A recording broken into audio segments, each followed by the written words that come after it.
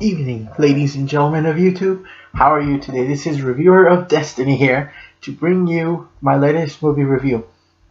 And it's, again, one of my favorite franchises, Rurouni Kenshin.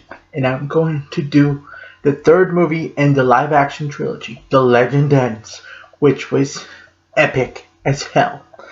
The way I'm going to be reviewing this video is I'm going to split into three parts. The good, the bad, and the expectations of what I want of the franchise if it continues in the live adaptations and comparing it to the original source. I normally don't compare sources to the original material because I think it's best to judge it on movie material. Yes, you want to go exactly by the original story, but you have to also admit that things change. A good example is the Hobbit live adaptation. I thought splitting into three, it worked okay, so that's the way. Okay, so here is my review, okay, of the Kenshin movie. They're good. The choreography was amazing. It totally was. I could not believe it. How amazing it was. The final fight with Shishio versus Kenshin versus Saito versus Aoshi. I did not expect it to be glorious, which it was. Shishio is one of my favorite villains, and this movie just proved it amazingly. It was done well. This fight had everything. Kenshin's fight with Aoshi was good too, and this fight with Sojiro was good too, but you can't compare it to the final fight with Shishio. It just shows you how boss this guy is. And he's fucking boss. He's boss. God, it's amazing. Okay. Other things, as usual, the actors did a good job. I have to give it to the actor that played Hiko Sojiro. My respect. They just picked a well-rounded cast again. Oshi's character I actually liked in this one. I mean, yes, it followed the story correctly, but the first adaptation movie excluded him, if I remember correctly, so that's why he felt out of place, but now it's better. I mean, but overall was good.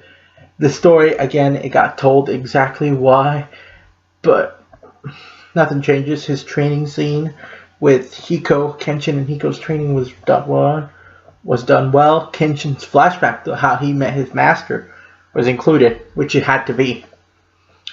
Kenshin's final attack was also perfect. I will leave the link on the description of the anime adaptation of his final attack to see how it is, and then you guys can take a look at how it looked from the live adaptation to the animation done. So overall, it was a pretty good, strong franchise. Now to the bad, which it had a lot of bad things. But hey, no adaptation is perfect. Okay. My major problem is a lot of Shishio's henchmen were excluded from the fights. And which that was a bad idea because all of them in the anime manga fought. I mean, Saito's fight with the blind guy got skipped. All he did was, and that's it. I mean, Sonosuke got his, and Kenshin got his with Sojiro. But aside from Sojiro and the monk, none of Shishio's henchmen shined. Well, you count the Sword Hunter in Kyoto Inferno, but other than that, none of them did shine. Okay, and here is the major problem I had with this movie. It ended in Tokyo. It shouldn't have ended in Tokyo. The confrontation was in Kyoto, and it ended in Kyoto, and then is when they returned. It was made too publicly. I'm a big fan of historical fiction, that's why I like Kenshin.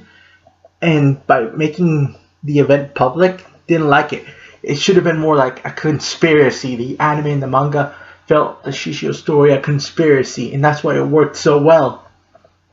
It did, but it just didn't feel like it. Like when he arrived to Tokyo, it was badass and everything, but it kind of took away from the mysteriousness the mysterious aspect of historical events.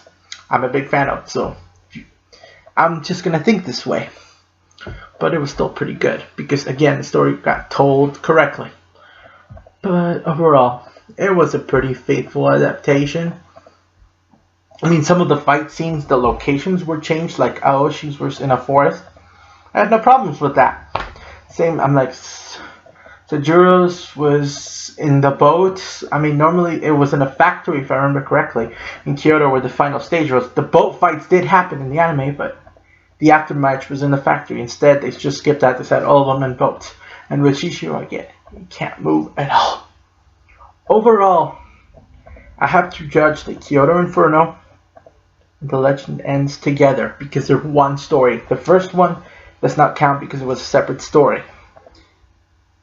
These two are together. So if I would have to give it a rate, I would rate it a 9 out of 10. Again, it still had flaws. I mean, I love Misao.